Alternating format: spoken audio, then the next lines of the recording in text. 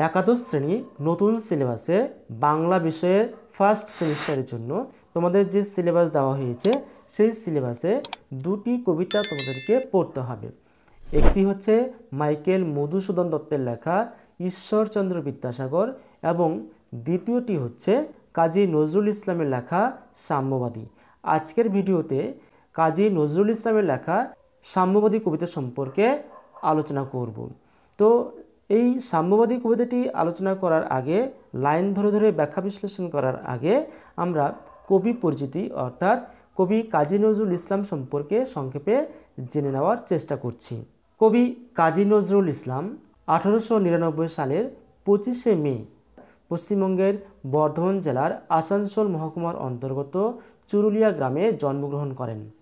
তার পিতার নাম ছিল কাজী ফকির আহমেদ এবং মাতার নাম ছিল জাহেদা খাতুন।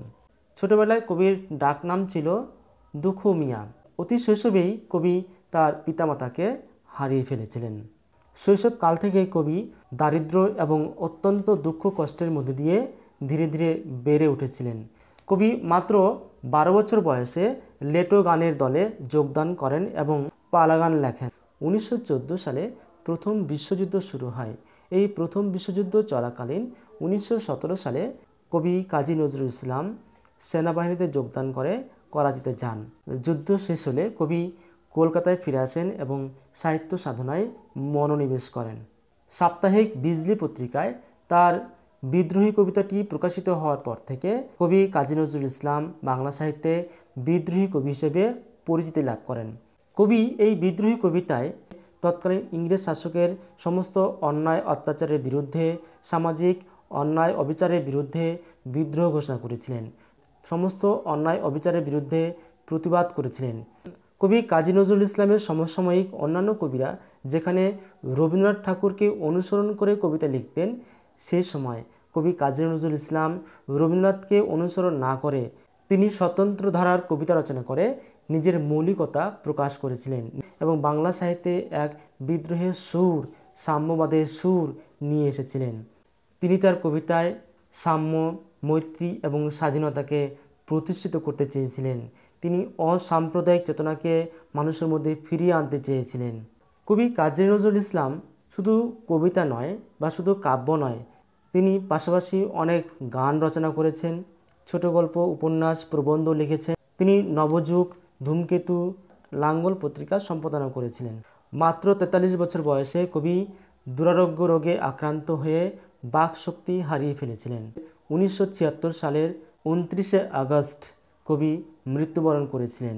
কবি কাজী নজরুল ইসলামের লেখা কাব্যগুলি হচ্ছে অগ্নিবীণা, বিষের বাসি, সাম্যবাদী, ছায়ানট, সর্বহারা, ফণী মনসা, সিন্ধু হিন্দল, চক্রবাক ইত্যাদি। তার লেখা উপন্যাসগুলি হচ্ছে বাঁধনহারা, কুহেলিকা, মৃত্যুক্ষুধা ইত্যাদি। তার লেখা গল্পগুলির মধ্যে উল্লেখযোগ্য হচ্ছে ব্যথার দান, রক্তের বেদন, শিউলিমালা। এবার আমরা কবি কাজী নজরুল ইসলামের লেখা সাম্যবাদী কবিতাটি লাইন ধরে ধরে ব্যাখ্যা বিশ্লেষণ করার চেষ্টা করছি। সাম্যবাদী কবিতাটি কবির বিখ্যাত কাব্যগ্রন্থ সাম্যবাদী থেকে সংকলিত হয়েছে। এই সাম্যবাদী কাব্যগ্রন্থটি প্রকাশিত হয়েছিল 1925 খ্রিস্টাব্দে। এই সাম্যবাদী কাব্যগ্রন্থের অন্তর্গত অত্যন্ত গুরুত্বপূর্ণ একটি কবিতা সাম্যবাদী। এই সাম্যবাদী কবিতায় আমরা দেখব যে কবি কীভাবে সমাজে সাম্যবাদকে প্রতিষ্ঠা করতে চেয়েছিলেন, সাম্য, মৈত্রী, স্বাধীনতাকে প্রতিষ্ঠিত করতে চেয়েছিলেন এবং প্রত্যেকটা মানুষ সমাজে, আমাদের দেশের, আমাদের সমাজের প্রত্যেকটা মানুষের যে সমান অধিকার রয়েছে, স্বাধীনভাবে জীবনযাপন করার এবং স্বাধীনভাবে বসবাস করার অধিকার রয়েছে, তা কবি এই কবিতার মধ্যে দিয়ে দেখিয়েছেন। জাতি, ধর্ম, বর্ণ নির্বিশেষে বৈষম্যহীন অসাম্প্রদায়িক সমাজ ব্যবস্থা তৈরি করার স্বপ্ন দেখেছেন এই কবিতার মধ্যে দিয়ে। জাতি, ধর্ম, বর্ণ, গোষ্ঠী নির্বিশেষে সমস্ত শ্রেণীর মানুষকে সাম্প্রদায়িকতা ভুলে একটি নতুন সমাজ, একটি নতুন দেশ গড়ার জন্য কবি সকলকে এগিয়ে আসতে বলেছেন। মানবতার মর্মমাণিকে সমাজের সর্বস্তরে, সর্বশ্রেণীর মানুষের মধ্যে ছড়িয়ে দিতে বলেছেন।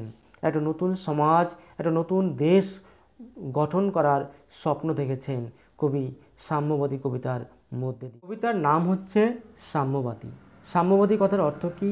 সাম্য কথার অর্থ হচ্ছে সমান, অর্থাৎ সমান অধিকার। জাতি ধর্ম বর্ণ নির্বিশেষে সমস্ত শ্রেণীর মানুষরা সমান অধিকার লাভ করবে, এটা হচ্ছে সাম্য। সকল শ্রেণীর মানুষকে সমাজে সমানভাবে দেখতে চেয়েছেন, কেউ ধনী বা কেউ দরিদ্র, কেউ উচ্চবর্ণ বা কেউ নিম্নবর্ণ, এইভাবে তিনি দেখতে চাননি। অর্থনৈতিক দিক দিয়ে সামাজিক দিক দিয়ে সমস্ত শ্রেণীর মানুষরা সমানভাবে সমান অধিকার লাভ করবে, একটা সুস্থ সমাজে বসবাস করতে পারবে, সেটাই হচ্ছে সাম্য। সাম্যবাদ হচ্ছে এমন একটি মতবাদ যেখানে জাতি ধর্ম বর্ণ নির্বিশেষে সমস্ত শ্রেণীর মানুষরা সমান অধিকার লাভ করবে। আর সাম্যবাদী হচ্ছে যে সাম্যবাদের অনুসারী, অর্থাৎ সাম্যবাদকে অনুসরণ করে যে চলে সে হচ্ছে সাম্যবাদী। এখানে কবি আমাদের সমাজে বসবাসকারী সমস্ত শ্রেণীর মানুষকে সাম্যবাদী হিসেবে অভিহিত করতে চেয়েছেন। জাতি ধর্ম বর্ণ নির্বিশেষে সমস্ত শ্রেণীর মানুষরা সমাজে তাদের প্রাপ্য অধিকার সমান অধিকারকে লাভ করার জন্য এগিয়ে আসবে, তারাই হচ্ছে এখানে সাম্যবাদী। এবার কবিতাটি আমরা লাইন ধরে ধরে ব্যাখ্যা বিশ্লেষণ করে আলোচনা করার চেষ্টা করছি। গাহি সাম্যের গান, যেখানে আসিয়া এক হয়ে গেছে সব বাধা ব্যবধান। গাহি সাম্যের গান, কবি সাম্যের গান গাইছেন। সাম্যের গান বলতে কিসের গান? সমান অধিকারের গান, সমতার গান, অর্থাৎ সমাজে প্রত্যেকটা মানুষ জাতি ধর্ম বর্ণ নির্বিশেষে অর্থনৈতিক দিক দিয়ে সামাজিক দিক দিয়ে সমান অধিকার লাভ করবে, তারই গান কবি গাইছেন। সেজন্য কবি বলছেন গাহি সাম্যের গান, যেখানে আসিয়া এক হয়ে গেছে সব বাধা ব্যবধান। এই সাম্যের গান যারা গায়, যে সমস্ত মানুষরা সমান অধিকারের কথা বলে, যাদের মধ্যে সাম্যবাদের চেতনা রয়েছে, অসাম্প্রদায়িক চিন্তাভাবনা রয়েছে, তাদের কাছে সমস্ত বাধা বিপত্তি যেন হারিয়ে গিয়ে সমাজে প্রত্যেকটা মানুষ জাতি ধর্ম বর্ণ নির্বিশেষে এক হয়ে গেছে, সমস্ত বাধা ব্যবধান যেন মিলেমিশে একাকার হয়ে গেছে। যেখানে মিশেছে হিন্দু বৌদ্ধ মুসলিম খ্রিস্টান, তো এই যে সকল শ্রেণীর মানুষরা মিলেমিশে একাকার হয়ে গেছে, সমস্ত বাধা ব্যবধান সমস্ত রকমের বিপত্তি দূর হয়ে সকলে এক হয়ে গেছে, সকলের মধ্যে একটা সমতার ভাব বিরাজ করছে। তারা কারা? তারা হচ্ছে হিন্দু বৌদ্ধ মুসলমান এবং খ্রিস্টান। জাতি ভেদাভেদ সাম্প্রদায়িকতা ভুলে সমাজের প্রত্যেকটি মানুষ, সমস্ত ধর্মের মানুষ, তা সে হিন্দু হোক বা বৌদ্ধ হোক বা মুসলিম হোক বা খ্রিস্টান, সকলেই মিলেমিশে একাকার হয়ে গেছে এই সাম্যবাদী চেতনার মধ্যে দিয়ে। গাহি সাম্যের গান, কে তুমি? পার্সি, জৈন, ইহুদি, সাঁওতাল, ভিল, গারো, কনফুসিয়াস, চারবাক চেলা, বলে যাও বলো আরও। কবি এখানে কতগুলো প্রশ্ন করেছেন। কাকে প্রশ্ন করেছেন?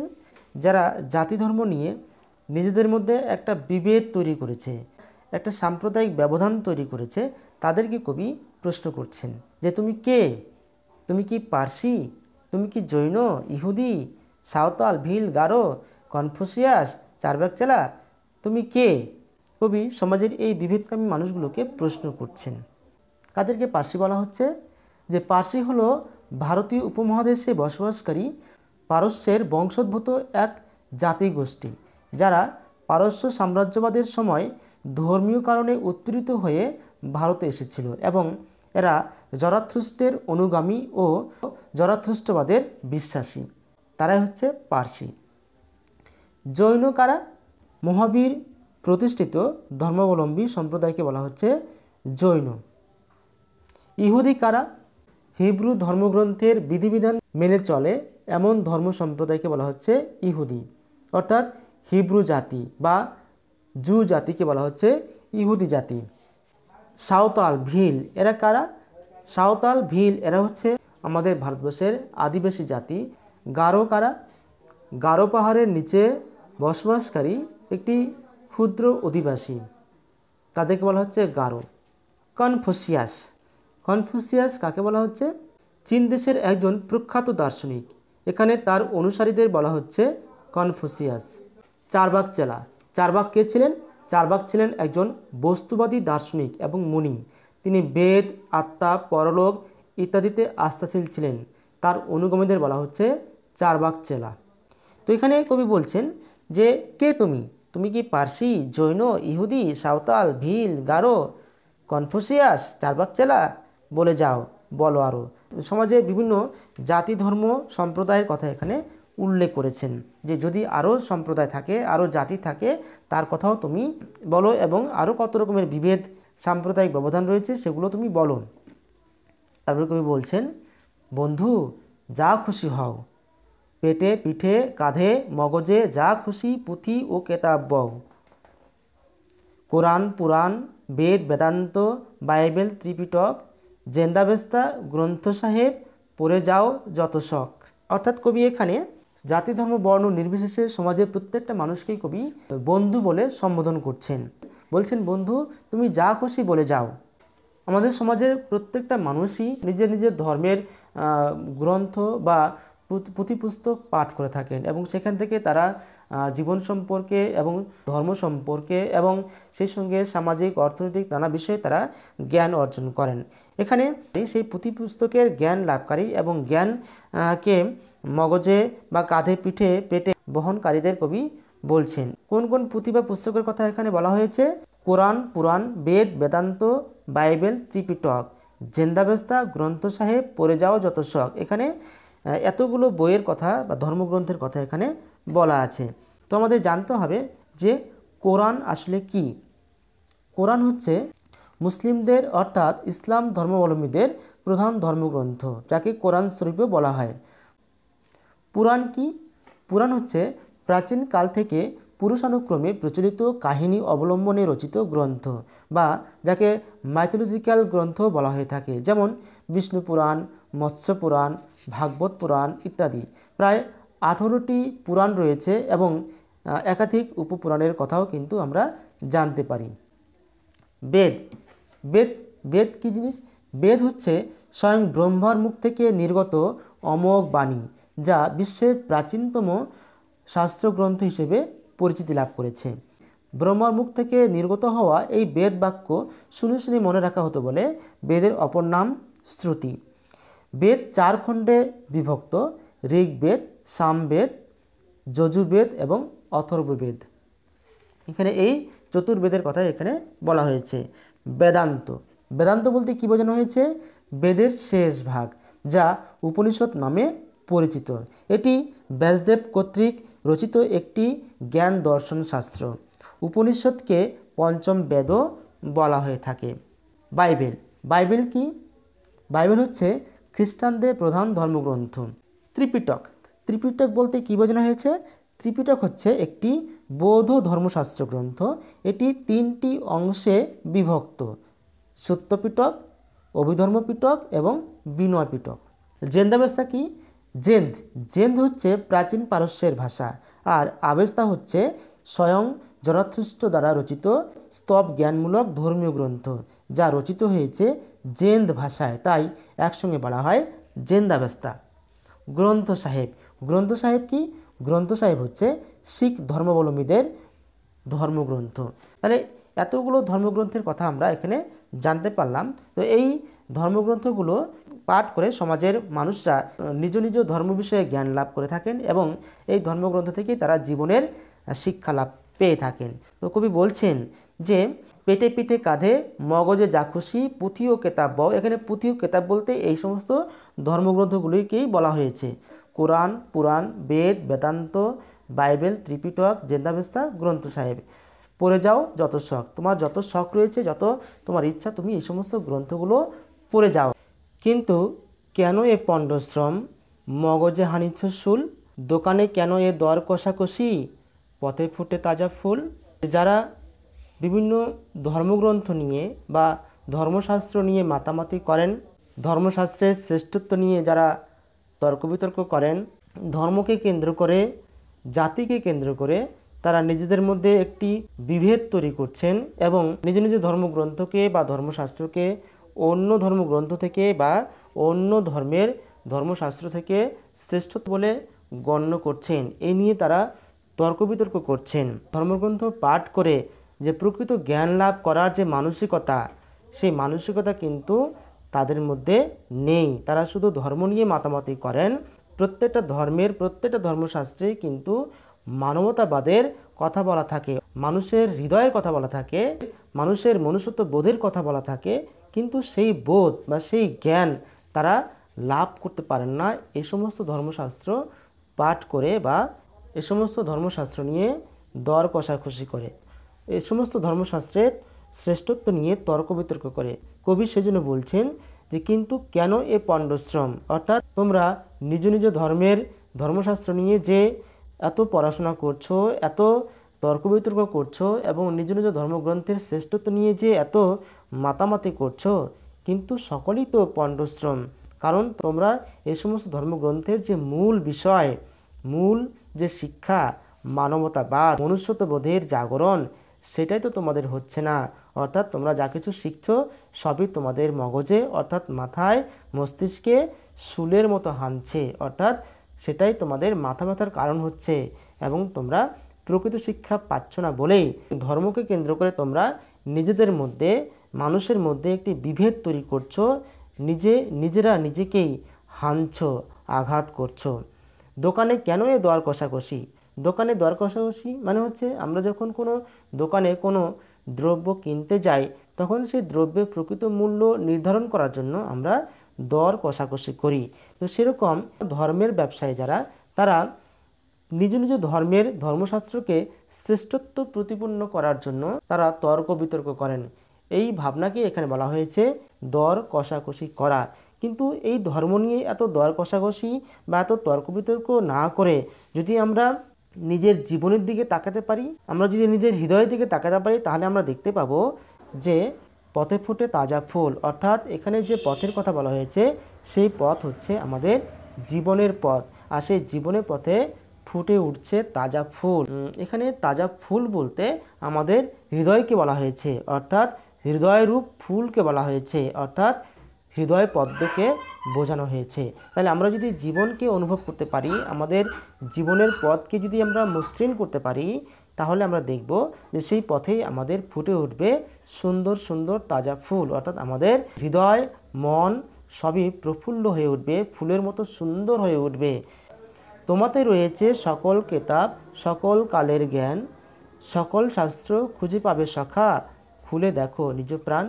তোমাতে রয়েছে সকল কেতাব, সকল কালের জ্ঞান, অর্থাৎ তোমার হৃদয়ে রয়েছে সকল কেতাব। সকল কেতাব বলতে এখানে যে ধর্মশাস্ত্রগুলির কথা বলা হয়েছে বা ধর্মগ্রন্থের কথা বলা হয়েছে, বিভিন্ন ধর্মের ধর্মগ্রন্থের কথা বলা হয়েছে, সে সমস্ত ধর্মগ্রন্থের যত বই রয়েছে সমস্ত বইয়ের যে জ্ঞান, সমস্ত জ্ঞান কিন্তু রয়েছে তোমার হৃদয়ে।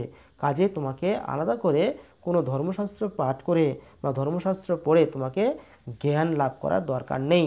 তোমার হৃদয়ে রয়েছে সমস্ত কেতাব, কেতাব মানে হচ্ছে সমস্ত পুঁথি পুস্তকের, সমস্ত ধর্মশাস্ত্র বিষয়ে যে পুঁথি, সেই সমস্ত ধর্মশাস্ত্রের সকল কালের জ্ঞান, সকল কাল হচ্ছে অতীত বর্তমান ভবিষ্যৎ, সমস্ত কালের জ্ঞান তোমার মধ্যে রয়েছে। তোমাকে নতুন করে অন্য কোনো শাস্ত্র থেকে বা অন্য কোনো ধর্মশাস্ত্র থেকে জ্ঞান আহরণ করার কোনো দরকার নেই। সকল শাস্ত্র খুঁজে পাবে সখা, খুলে দেখো নিজ প্রাণ। কবি বলছেন যে তুমি নিজের প্রাণকে খুলে দেখো, তুমি নিজের প্রাণকে অনুভব করো, তোমার হৃদয়কে অনুভব করো, তোমার সেই হৃদয় মন্দিরে তুমি সকল শাস্ত্রকে খুঁজে পাবে। অর্থাৎ কোন শাস্ত্র? মুসলিমদের কোরআন, হিন্দুদের পুরাণ, বেদ বেদান্ত, খ্রিস্টানদের বাইবেল, বৌদ্ধদের ত্রিপিটক, জেন্দাবেস্তা, শিখদের গ্রন্থ সাহেব, এই সমস্ত গ্রন্থের সমস্ত শাস্ত্রের জ্ঞান তুমি নিজের প্রাণের মধ্যে খুঁজে পাবে, নিজের হৃদয়ের মধ্যে খুঁজে পাবে। যদি তুমি নিজের প্রাণকে অনুভব করতে পারো, নিজের প্রাণকে, নিজের হৃদয়কে যদি তুমি খুলে দেখতে পারো, তাহলে তুমি সমস্ত শাস্ত্রের জ্ঞান তুমি সেই হৃদয় থেকে পেতে পারবে। তোমাতে রয়েছে সকল ধর্ম, সকল যুগাবতার, তোমার হৃদয়ে বিশ্ব দেউল, সকলের দেবতার। তোমাতে রয়েছে মানে কি? তোমার হৃদয়ে মন্দিরে রয়েছে কি রয়েছে? সকল ধর্ম। এই যে আমরা বিভিন্ন ধর্মগ্রন্থ নিয়ে যে মাতামাতি করছি বা ধর্মকে কেন্দ্র করে, জাতি সম্প্রদায়কে কেন্দ্র করে আমরা যে বিভেদ সৃষ্টি করছি, সমাজে একটা বিভেদ সৃষ্টি করছি, সেই সমস্ত ধর্ম অর্থাৎ হিন্দু, মুসলিম, খ্রিস্টান, জৈন, পার্সিক, বৌদ্ধ, এই যে বিভিন্ন ধর্ম রয়েছে, এই সমস্ত ধর্ম কিন্তু তোমার নিজের হৃদয়ের মধ্যেই খুঁজে পাবে। এবং আর কি পাবে, সকল যুগাবতার, অর্থাৎ প্রত্যেকটা ধর্মশাস্ত্রের একজন করে যুগাবতারের কথা বলা রয়েছে। তো যুগাবতার বলতে কি বোঝানো হয়েছে? যুগাবতার কথার অর্থ হচ্ছে যুগের অবতার, অর্থাৎ প্রতিনিধি। কোনো যুগের শ্রেষ্ঠ প্রতিনিধিকে বলা হচ্ছে যুগাবতার। সেই যুগাবতারকে তুমি নিজের হৃদয়ের মধ্যে খুঁজে পাবে। আলাদা করে কোনো শাস্ত্র পাঠ করে বা শাস্ত্র পড়ে তোমাকে যুগাবতার সম্পর্কে জ্ঞান লাভ করার কোনো প্রয়োজন নেই। তোমার হৃদয় বিশ্বদেউল সকলের দেবতার, অর্থাৎ তোমার হৃদয় হচ্ছে বিশ্বদেউল। বিশ্বদেউল কথার অর্থ হচ্ছে বিশ্ব মন্দির, দেউল কথার অর্থ হচ্ছে মন্দির। তাহলে তোমার হৃদয় হচ্ছে বিশ্বদেউল, অর্থাৎ গোটা বিশ্বের সর্বশ্রেষ্ঠ মন্দির। সেই সর্বশ্রেষ্ঠ মন্দিরে, সেই বিশ্বের সর্বশ্রেষ্ঠ মন্দির রূপ হৃদয়ে সকল দেবতার বাস, সকল দেবতার বাসস্থান। তোমাকে আলাদা করে কোনো দেবতা খোঁজার জন্য অন্য কোনো ধর্মশাস্ত্রকে আশ্রয় নিতে হবে না। তাই কবি বলছেন, কেন খুঁজে ফেরো দেবতা ঠাকুর মৃতপতি কঙ্কালে, হাসিছেন তিনি অমৃত হিয়ার নিবৃত অন্তরালে। কবি বলছেন, তুমি কেন শুধু শুধু দেবতা ঠাকুরকে মৃত পুঁথি কঙ্কালে খুঁজে বেড়াচ্ছ? মৃত পুঁথি কঙ্কাল, পুঁথি কঙ্কাল বলতে এখানে মৃত পুঁথি বলতে বোঝানো হয়েছে সে সমস্ত ধর্মশাস্ত্রগুলিকে, যে ধর্মশাস্ত্র পাঠ করে আমরা প্রকৃত জ্ঞান লাভ করার চেষ্টা করি, কিন্তু প্রকৃত জ্ঞান তো ওইভাবে লাভ করা যায় না। প্রকৃত জ্ঞান লাভ করতে গেলে আমাদের হৃদয়ের কথা শুনতে হবে, আমাদের হৃদয়ের দিকে তাকাতে হবে, আমাদের হৃদয়কে অনুভব করতে হবে, কারণ আমাদের হৃদয় হচ্ছে সেই সকল জ্ঞানের উৎস। তো কবি বলছেন যে তোমার হৃদয় মন্দিরে তো সমস্ত কালের, সমস্ত যুগের, সমস্ত ধর্মশাস্ত্রের জ্ঞান রয়েছে। তোমাকে তো আলাদা করে কোনো দেবতা ঠাকুর সম্পর্কে জানার জন্য পুঁথি কঙ্কাল ঘাঁটতে হবে না। এখানে কবি পুঁথিকে, অর্থাৎ পুঁথি পুস্তককে, ধর্মশাস্ত্রগুলিকে কঙ্কাল রূপে গণ্য করেছেন। যদি তুমি সে সমস্ত ধর্মশাস্ত্র পাঠ করে বা সে সমস্ত ধর্মশাস্ত্র থেকে কোনো জ্ঞান লাভ করতে না পারো, তাহলে সে সমস্ত ধর্মশাস্ত্ররূপ পুঁথিগুলি সবই কঙ্কালে পর্যবেসিত হবে, অর্থাৎ সারহীন হয়ে যাবে। তোমার হৃদয়কে যদি অনুভব করতে পারো, তাহলে তোমার পুঁথি কঙ্কালে দেবতা ঠাকুর খোঁজার কোনো প্রয়োজন পড়বে না। হাসিছেন তিনি অমৃত হিয়ার নিবৃত অন্তরালে। এখানে কবি বলছেন যে হাসিছেন, কে হাসছেন? অন্তর্যামী, আমাদের অন্তর্যামী হাসছেন। তিনি কোথায় আছেন? তিনি লুকিয়ে আছেন। কোথায়? অমৃত হিয়ার নিবৃত অন্তরালে, অর্থাৎ আমাদের হৃদয়ের অন্তঃস্থলে এই অন্তর্যামী লুকিয়ে আছেন। আমাদের হৃদয় মন্দিরে যে সমস্ত দেবতার বাস, সমস্ত কালের জ্ঞান এবং সকল ধর্মশাস্ত্রের যে যুগাবতার, সকলেই কিন্তু আমাদের হৃদয়ের মধ্যেই নিহিত রয়েছে। তা আমরা জানার চেষ্টা করি না, তা আমরা বোঝার চেষ্টা করি না, শুধু ধর্ম নিয়ে আমরা মাতামাতি করি এবং দেবতা ঠাকুরকে সেই ধর্মশাস্ত্রের মধ্যেই খুঁজে বেড়াই। আমাদের এই কাণ্ড কারখানা দেখে, আমাদের এই অবস্থা দেখে আমাদের অন্তর্যামী, আমাদের হৃদয়ের অন্তঃস্থল থেকে যেন হাসছেন। কবি বলছেন, বন্ধু বলিনি ঝুট, এইখানে এসে লুটাইয়া পড়ে সকল রাজমুকুট। কবি বন্ধু বলে সম্বোধন করছেন। কবি কাদেরকে বন্ধু বলে সম্বোধন করছেন? আপামর দেশবাসীকে, সমাজের সকল শ্রেণীর মানুষকে, অর্থাৎ জাতি ধর্ম বর্ণ নির্বিশেষে সকল সম্প্রদায়ের মানুষকে কবি এখানে বন্ধু বলে সম্বোধন করেছেন। যারা ধর্মের বেড়াজালে আবদ্ধ হয়ে নিজেকে হিন্দু, বৌদ্ধ, খ্রিস্টান, মুসলিম, জৈন, পার্সিক বলে নিজেকে আলাদা করতে চাইছে, নিজেদের মধ্যে একটা বিভেদ সৃষ্টি করতে চাইছে এবং সাম্য, মৈত্রী, সৌভ্রাতৃত্বের যে বোধ যাদের মধ্যে এখনও জাগ্রত হয়নি, কবি তাদেরকে বন্ধু বলে সম্বোধন করেছেন। তিনি বলছেন, বন্ধু বলিনি ঝুট। ঝুট কথার অর্থ হচ্ছে মিথ্যে, অর্থাৎ আমি মিথ্যে বলিনি। অর্থাৎ কবি বলতে চাইছেন যে তিনি মিথ্যে বলছেন না, যা বলছেন তা সবই সত্যি। তাহলে কোনটা সত্যি? সেটা হচ্ছে যে ধর্মশাস্ত্রের মধ্যে সকল কালের জ্ঞান, যুগাবতারকে না খুঁজে, ঠাকুর দেবতাকে না খুঁজে নিজের হৃদয় মন্দিরকে অনুভব করতে বলেছেন, কারণ সেই হৃদয় মন্দিরে রয়েছে সকল কালের, সকল যুগের যুগাবতার এবং সকল ধর্মের, সকল শাস্ত্রের ঠাকুর দেবতারা বিরাজ করছেন এই হৃদয় মন্দিরে। সেই হৃদয়কে অনুভব করতে হবে। এই কথাটা, এই যে কথাগুলো বললেন, এই কথাগুলো কিন্তু মিথ্যে নয়, সত্যি।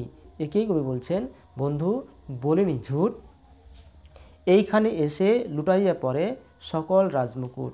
এইখানে এসে বলতে কোনখানে? এইখানে বলতে বোঝানো হয়েছে সেই হৃদয়ের কাছে, সেই হৃদয় মন্দিরের দরবারে, সেই হৃদয় মন্দিরের দ্বারে, সেই হৃদয় মন্দিরের দ্বারে এসে লুটাইয়া পড়ে, অর্থাৎ লুটিয়ে পড়ে সকল রাজমুকুট, অর্থাৎ সকল রাজার মুকুট সেখানে লুটিয়ে পড়ে। রাজারা কোথায় মুকুট খুলে লুটিয়ে পড়েন? মন্দিরে, ঠাকুর দেবতা, যেখানে ঠাকুর দেবতার মন্দির রয়েছে, যেখানে ঠাকুর দেবতার উপাসনা করা হয়, সেই উপাসনালয়ে বা মন্দিরে বা মসজিদে বা চার্চে, সেখানে বড় বড় রাজারা তাদের মুকুট রেখে তারা সেই উপাসনালয়ে নিজেকে সমর্পণ করেন, অর্থাৎ লুটিয়ে পড়েন। আসলে প্রকারান্তরে এই সমস্ত রাজারা তাদের রাজমুকুট পরিত্যাগ করে হৃদয়ের কাছেই, হৃদয়ের দ্বারেই, অর্থাৎ এই হৃদয় মন্দিরের দ্বারে যেন লুটিয়ে পড়ছেন। এই হৃদয়ই সে লীলাচল, কাশী, মথুরা, বৃন্দাবন, বুদ্ধগয়া এ, জেরুজালেম এ, মদিনা, কাবা ভবন। কবি বলছেন এই হৃদয় হচ্ছে লীলাচল। এই হৃদয়ে কি আছে? এই হৃদয়ে রয়েছে লীলাচল। লীলাচল কথার অর্থ হচ্ছে পুরীর জগন্নাথ ক্ষেত্র, অর্থাৎ পুরীর জগন্নাথ ক্ষেত্রকে দেখার জন্য বা তীর্থ করার জন্য পুরীর জগন্নাথ ক্ষেত্রে যাওয়ার কোনো প্রয়োজন নেই, অর্থাৎ হৃদয়ের মধ্যেই সেই পুরীর জগন্নাথ ক্ষেত্র রয়েছে। সেই হৃদয়কে যদি আমরা অনুভব করি তাহলে পুরীর জগন্নাথ ক্ষেত্রকে দর্শন করা হয়ে যাবে। আর কি? কাশী, মথুরা, বৃন্দাবন, অর্থাৎ এই হৃদয়ে কি আছে? এই হৃদয়ে আরও কি আছে? কাশী আছে। কাশী কি?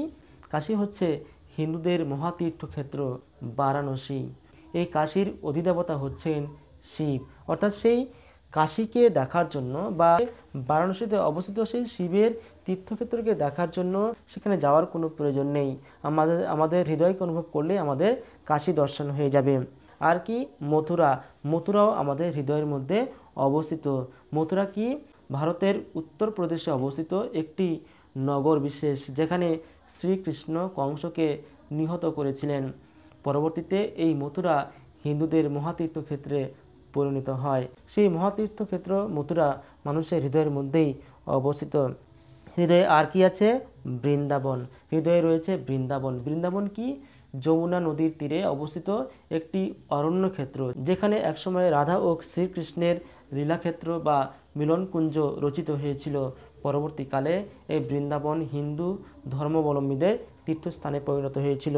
তো সেই বৃন্দাবনও আমাদের হৃদয় মন্দিরে অবস্থিত। আর বুদ্ধগয়া এ, আর হচ্ছে বুদ্ধগয়া, আমাদের হৃদয়ে রয়েছে বুদ্ধগয়া। বুদ্ধগয়া কি? ভারতের বিহার রাজ্যের গয়া জেলায় অবস্থিত এমন একটি স্থান, যেখানে বৌদ্ধ ধর্মের প্রবর্তক সিদ্ধার্থ গৌতম বুদ্ধগয়ায় অবস্থিত একটি অশ্বত্থ বৃক্ষের তলায় ধ্যান করে পরম জ্ঞান বা পরম বোধ লাভ করেছিলেন এবং সিদ্ধার্থ গৌতম হয়ে উঠেছিলেন গৌতম বুদ্ধ। পরবর্তীকালে এই স্থানটি বৌদ্ধদের মহাতীর্থক্ষেত্রে পরিণত হয়। তো সেই বুদ্ধগয়াও রয়েছে আমাদের হৃদয়ে। আর কি আছে? জেরুজালেম। জেরুজালেম কি? এশিয়া মহাদেশের মধ্যপ্রাচ্যে ভূমধ্যসাগর ও মৃতসাগরের মধ্যবর্তী জোধাইয়ান পর্বতের নিচু মালভূমিতে অবস্থিত একটি ধর্মীয় শহর। এখানে ইহুদি ধর্ম, খ্রিস্ট ধর্ম এবং ইসলামীয় ধর্মের মানুষরা বসবাস করত। ইসরায়েল এবং ফিলিস্তিন এই দুটি দেশ জেরুজালেমকে তাদের রাজধানী বলে দাবি করে। এই শহরটি তাদের কাছে, অর্থাৎ সকল ধর্মাবলম্বীদের কাছে পবিত্র শহর হিসেবে পরিচিত।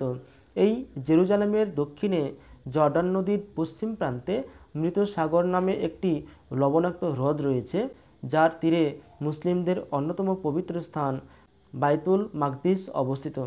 এই জেরুজালেমও আমাদের হৃদয়ের মধ্যে রয়েছে। আর কি আছে? মদিনা। মদিনা কি? মদিনা হচ্ছে পশ্চিম সৌদি আরবের হেজাজ অঞ্চলের একটি পবিত্র শহর।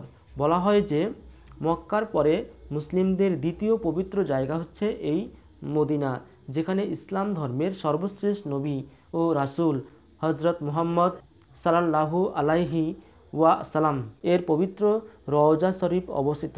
এই পবিত্র স্থান ঐতিহাসিকভাবেও অত্যন্ত গুরুত্বপূর্ণ, কারণ হজরত মুহাম্মদ হিজরতের পরে মদিনায় বসবাস করেছিলেন।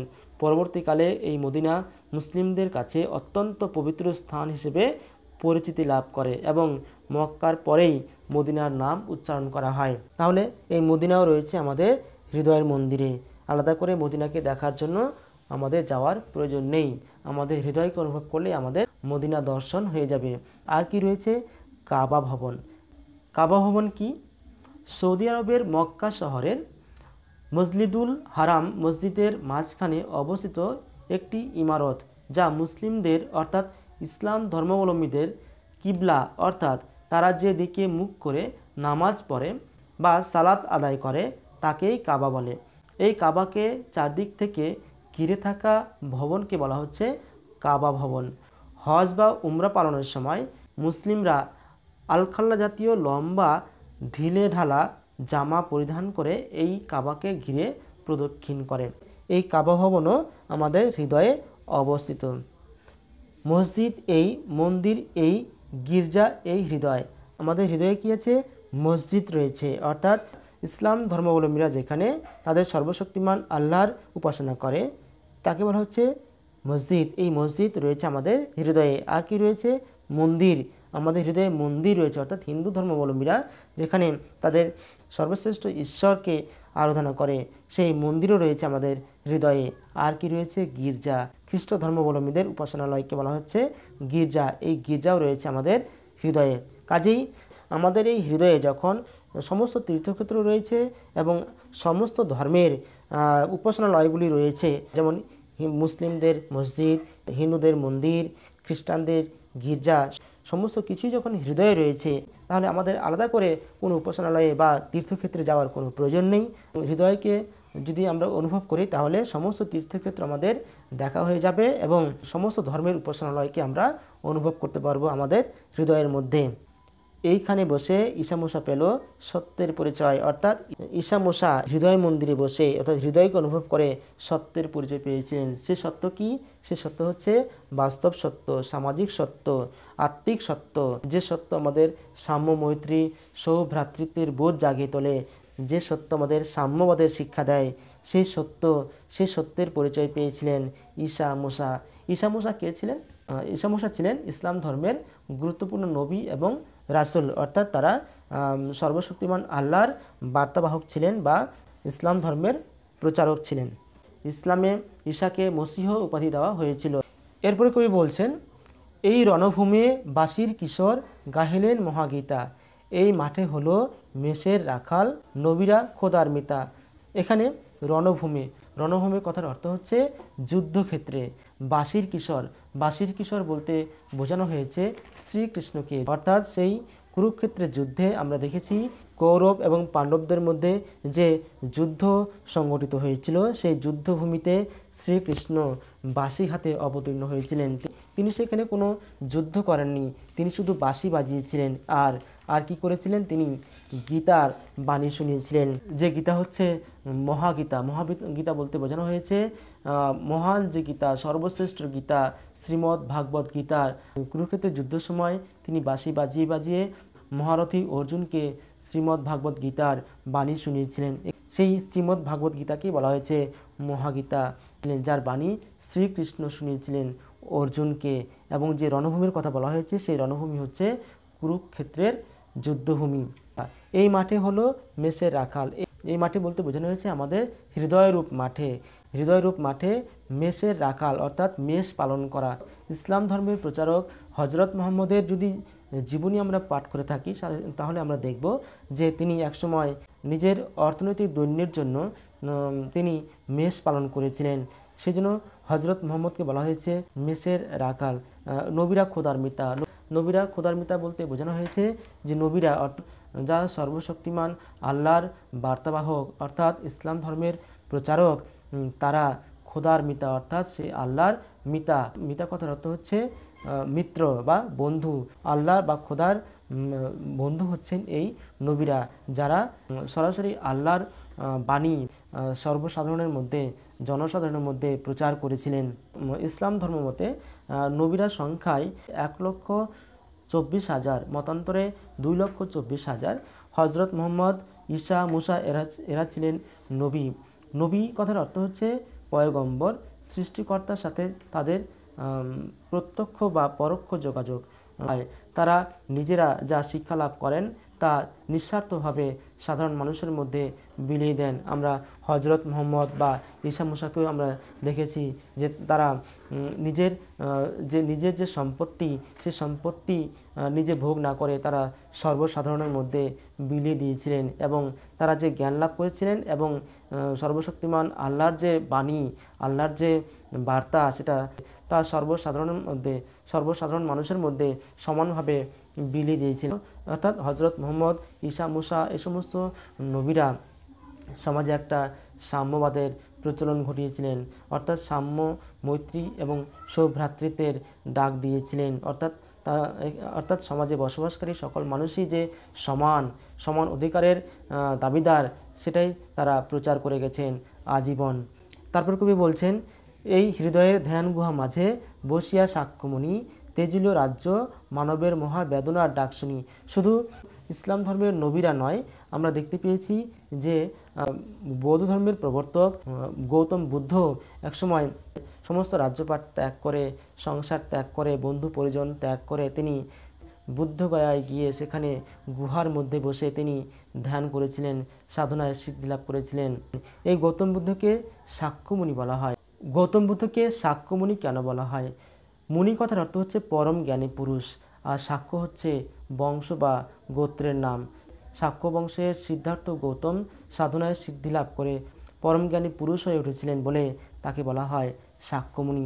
সেই সাক্ষ্যমুনিও তেজিল রাজ্য মানবের মহাবেদনার ডাক শুনি, অর্থাৎ মানুষের যে বেদনা, দুঃখ, দুর্দশা, সেই দুঃখ দুর্দশা দূর করার জন্য এবং সমাজে সাম্যবাদকে প্রতিষ্ঠা করার জন্য সেই সাক্ষ্যমুনিরূপ গৌতম বুদ্ধ রাজ্যপাট ত্যাগ করেছিলেন। এই কন্দরে আরব দুলাল শুনিতেন আহ্বান, এইখানে বসি গাহিলেন তিনি কোরআনের সামগান। এই কন্দর কথার অর্থ হচ্ছে গুহা। এখানে গুহা বলতে বোঝানো হয়েছে হৃদয়, অর্থাৎ এই হৃদয়ে আরব দুলাল শুনিতেন আহ্বান। এখানে আরব দুলাল বলতে বোঝানো হয়েছে ইসলাম ধর্মের প্রবর্তক নবী হজরত মুহাম্মদকে বলা হয়েছে আরব দুলাল। সেই হজরত মুহাম্মদও তার হৃদয়কে অনুভব করে, হৃদয়ের ডাককে শুনতে পেয়েছিলেন, সমাজের মানুষের দুঃখ দুর্দশাকে অনুভব করতে পেরেছিলেন, মানুষের বেদনাকে অনুভব করতে পেরেছিলেন বলে তিনি মানুষের দুঃখ দুর্দশাকে দূর করার জন্য, বেদনাকে দূর করার জন্য, সমাজে সাম্যবাদকে প্রতিষ্ঠিত করার জন্য তিনি কোরআনের সামগান গেয়েছিলেন।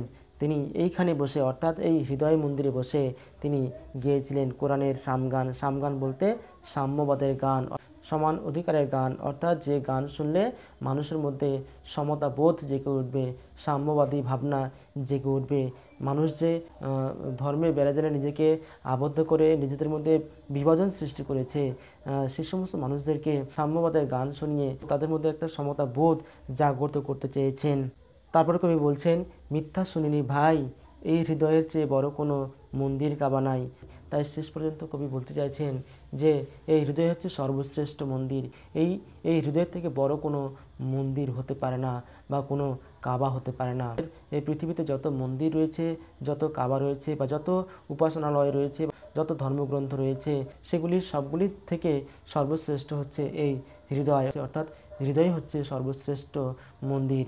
এই হৃদয়কে যারা অনুভব করতে পারবে, এই হৃদয়ের ডাক যারা শুনতে পারবে, সমাজের সকল শ্রেণীর মানুষের দুঃখ দুর্দশা বেদনাকে যদি অনুভব করতে পারে, তাহলে সমাজে কোনো ভেদাভেদ থাকবে না, সমাজের কোনো অসাম্য থাকবে না। এই সমাজ হবে সাম্যবাদের পরাকাষ্ঠা। সকল ধর্ম, বর্ণ, জাতিগোষ্ঠীর মানুষের মধ্যে সমতা ফিরে আসবে এবং সমস্ত ধর্মের মানুষের মধ্যে মৈত্রী ভাব এবং সৌভ্রাতৃত্বের বোধ জাগ্রত হবে। এখানেই হচ্ছে কবির সাম্যবাদের সর্বশ্রেষ্ঠ ভাবনা।